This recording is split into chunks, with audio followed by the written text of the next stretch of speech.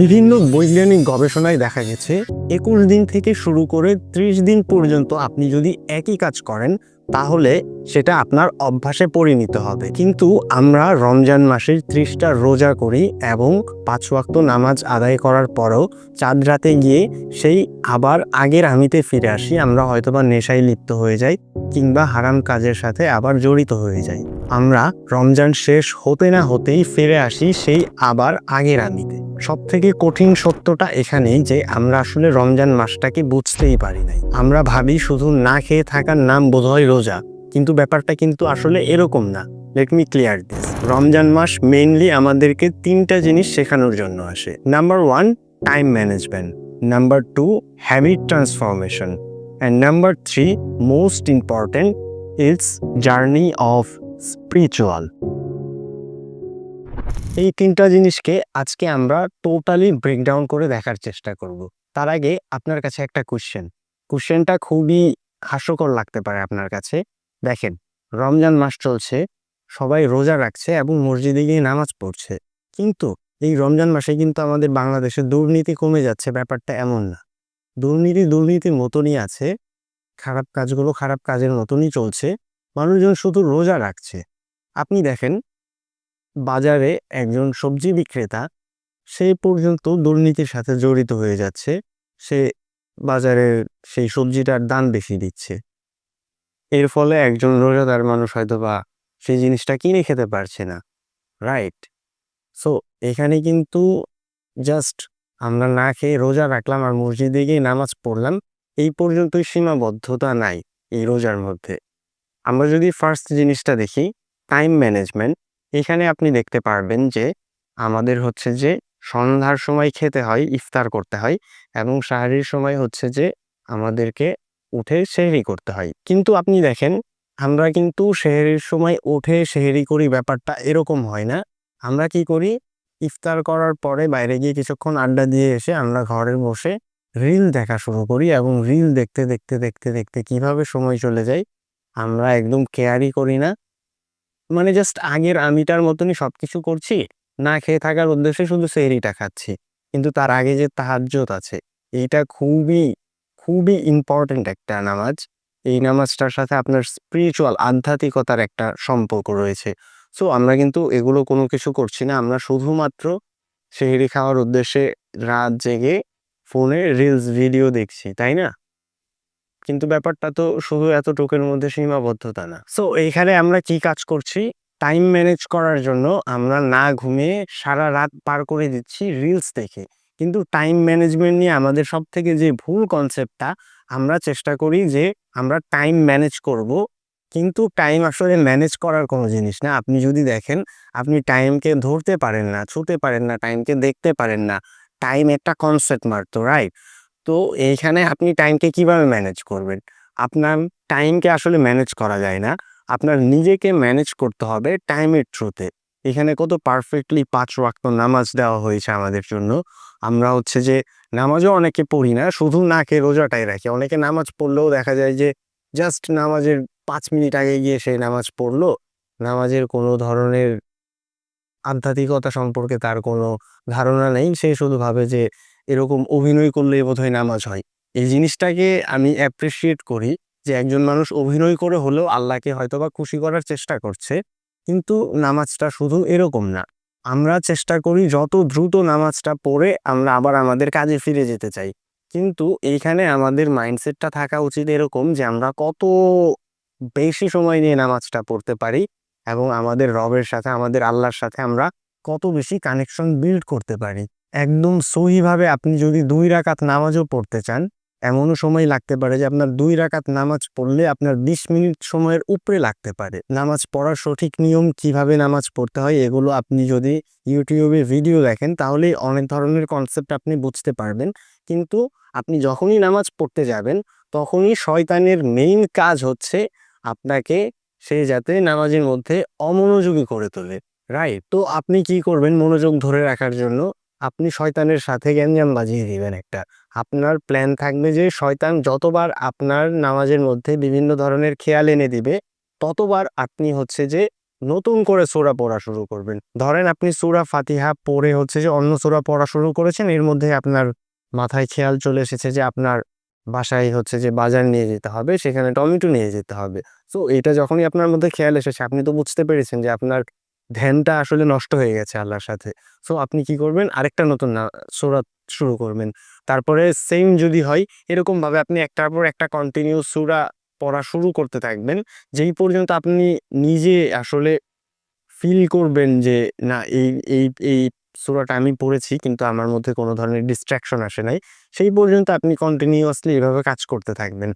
তো আমরা দেখলাম যে শুধু নামাজ পড়লেও হবে না, নামাজটাও আমাদেরকে পারফেক্টলি পড়ার চেষ্টা করতে হবে এবং টাইমের সাথে আমাদের নিজেদেরকে ম্যানেজ করতে হবে। টাইম ম্যানেজ করার জন্য আমরা হচ্ছে শুধু রাত জেগে থাকবো, ব্যাপারটা এমন না। রাত আমাদেরকে ঘুমানোর জন্য দেওয়া হয়েছে এবং সেই সময় আমরা ঘুমাবো। সেকেন্ড পয়েন্ট হচ্ছে হ্যাবিট ট্রান্সফরমেশন।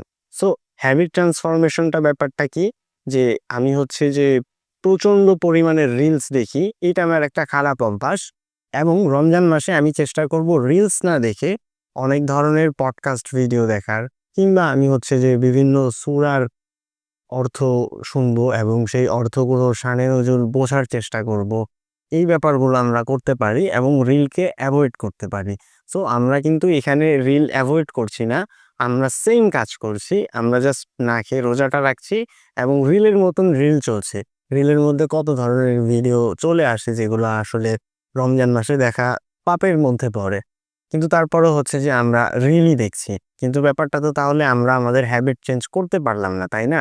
রমজান মাস উপলক্ষে আপনার অন্তত উচিত যে রিলকে নির্দিষ্ট একটা টাইমে বন্দি করে ফেলা এবং লং ফরমেশনের কন্টেন্ট আপনি দেখবেন এবং যেখান থেকে আপনি নলেজ গেদার করতে পারবেন সেই ধরনের কন্টেন্টে আপনি ফোকাস করবেন। আমরা চাই সবাই যে নামাজ পড়া আমাদের একটা অভ্যাসে পরিণত হোক, কিন্তু আমরা এইখানে সেম ভুলটা এর আগের বার যেটা বললাম, যে আমরা চেষ্টা করি যে কত তাড়াতাড়ি আসলে নামাজটা শেষ হবে। এই জন্য এটা আমাদের অভ্যাসে আসলে আসে না। অভ্যাসে আপনি যদি কোনো কিছু ট্রান্সফর্ম করতে চান তাহলে সেটা আপনার মনোযোগ দিয়ে করতে হয় এবং এইখানে আমরা যেহেতু মনোযোগটা দিতে পারছি না, আমরা কনসেন্ট্রেশন থাকতে পারছি না নামাজের মধ্যে, এই জন্য এটা আমাদের হ্যাবিটে কনভার্ট হতে চাচ্ছে না। এটা জাস্ট আমরা বাধ্যতামূলক হিসেবে রমজান মাসে আর কি পড়ার চেষ্টা করি, কিন্তু জাস্ট একদিনেই হচ্ছে যে আমরা আবার সেই আগের মতন যখন দেখি যে রমজান মাস চলে গেছে নামাজ আর পড়ি না আমরা, কারণ তখন তো আর আমরা হচ্ছে যে এটা রমজান মাস না। এমন সবথেকে গুরুত্বপূর্ণ পার্ট যেই কারণে আমরা কনসিস্টেন্ট থাকতে পারি না বা এটা আমাদের অভ্যাসে পরিণত হয় না, এটা হচ্ছে যে আমরা কন্টিনিউ জিনিসটা করি না। চাঁদ রাতের দিন আমরা একটা গ্যাপ দিই, তারপর ঈদের দিন দ্বিতীয় দিন গ্যাপ দিই, তৃতীয় দিন গ্যাপ দিই এবং ২-৩ দিন আপনি যখন একটা জিনিস গ্যাপ দিবেন তখন সেইটা আপনার নতুন হ্যাবিট হয়ে যাবে। আমি আবার যদি আপনাকে বোঝাই, আপনি কনসিস্টেন্স থাকতে পারেন না এই কারণে, কারণ আপনি ভাবেন যে কত দ্রুত এই নামাজটা শেষ হবে। সো আমরা হ্যাবিট আসলে আনতে পারি না এই কারণে, কারণ আমরা ৩০ দিন চেষ্টা করার পরেও আমরা হচ্ছে যে ৩১, ৩২, ৩৩, ৩৪ দিন একটানা যখন বাদ দেই জিনিসটা, তখন ওইটাই আমাদের হ্যাবিট হয়ে যায় বাদ দেওয়াটা। কিন্তু আমাদের যেটা ৩০ দিন করলাম, এইটা হচ্ছে মন থেকে না করার কারণে ওইটা আসলে আমাদের হ্যাবিটে ট্রান্সফর্ম হয় না। সো আমাদের কি করতে হবে? আমাদেরকে লম্বা একটা গ্যাপ দেওয়া যাবে না। সর্বোচ্চ দিলে আপনি ঈদের দিন ১ দিন গ্যাপ দিলেন। যদিও তাও দেওয়া উচিত না। আপনি দিলে সর্বোচ্চ ঈদের দিন গ্যাপ দিলেন। ঈদের পরের দিন, ২য় দিন যদি আপনি গ্যাপ দেন, আপনি কনফার্ম থাকেন এইটা আপনার হ্যাবিট হয়ে যাবে বাদ দেওয়া। আপনি আর কন্টিনিউ হ্যাবিটটা ট্রান্সফর্ম আপনার মধ্যে করতে পারবেন না। Point ৩, journey of spiritual. এইটা কি? এইটা অনেকটা আধ্যাত্মিকতার মতন। আপনার হচ্ছে যে আধ্যাত্মিকতায় বিশ্বাস আছে কিনা জানি না। কিন্তু এটা থাকতে হবে। না থাকলে আপনার হবে না। নামাজ এক ধরনের আধ্যাত্মিক জিনিসে। আমরা যেরকম নামাজ পড়ি সবসময় ওইটা তো আসলে পারফেক্ট নামাজ না। নামাজ একটা আধ্যাত্মিক জিনিসের মধ্যেই পড়ে। সো এখানে আরো আধ্যাত্মিক জিনিস কি আছে? আপনি হচ্ছে মানুষকে নিয়ে পজিটিভ রিভিউ দিবেন। ধরেন যে আপনি মসজিদ থেকে নামাজ পড়ে বের হয়েছেন। একজনকে বললেন যে, "মাশাআল্লাহ ভাইয়া আপনার পাঞ্জাবিটা খুবই সুন্দর লাগছে।" আপনি যখন এই পজিটিভ ফিডব্যাকটা উনাকে দিলেন, তখন সে কিন্তু আপনাকে নেগেটিভ কিছু বলবে এরকম না। সেও খুশি হয়ে আপনাকে আরেকটা পজিটিভ ফিডব্যাক দিবে। আপনাকে সে বলতে পারে যে, "জি ভাইয়া ধন্যবাদ। আপনারও টুপিটা খুব সুন্দর হয়েছে।" সো আপনি যখন এরকম একজনের প্রশংসা করলেন এবং সে যখন আপনাকে প্রশংসা করলো, এই প্রশংসা পাওয়ার জন্য আপনার ভেতরে যে নেগেটিভ এনার্জিটা আছে এটা আস্তে আস্তে ডিলিট হয়ে যাবে এবং পজিটিভ এনার্জিগুলো ইন হবে আপনার মধ্যে। সো আপনি মানুষকে কমপ্লিমেন্ট দেন, ভালো ভালো কমপ্লিমেন্ট দেন। এটার ফলে আপনার নিজের নেগেটিভিটিগুলা দূর হয়ে যাবে আস্তে আস্তে।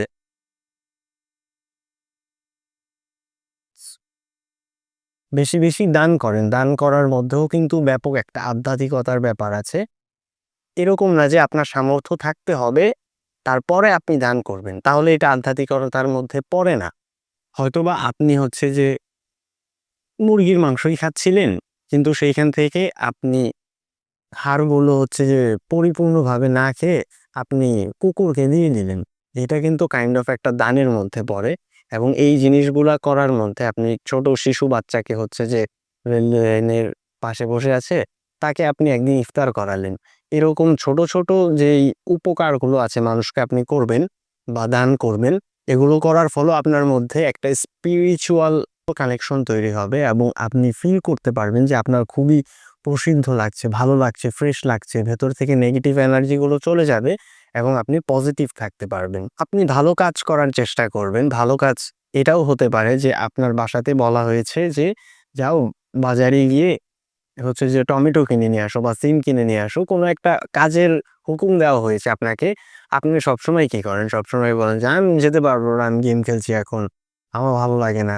কিন্তু এগুলো করা যাবে না। আপনি সেই কাজগুলো যখন তাদেরকে করে দিবেন, তারা হচ্ছে যে খুশি হবে এবং তাদের এই খুশি করার ফলে আল্লাহর তরফ থেকে আপনার ভেতরে স্পিরিচুয়াল একটা জিনিস চলে আসবে এবং আপনি নিজে থেকে অনেক শান্ত এবং প্রসিদ্ধ ভাবা শুরু করবেন এবং আপনার মধ্যে ব্যাপক পরিবর্তনও চলে আসবে।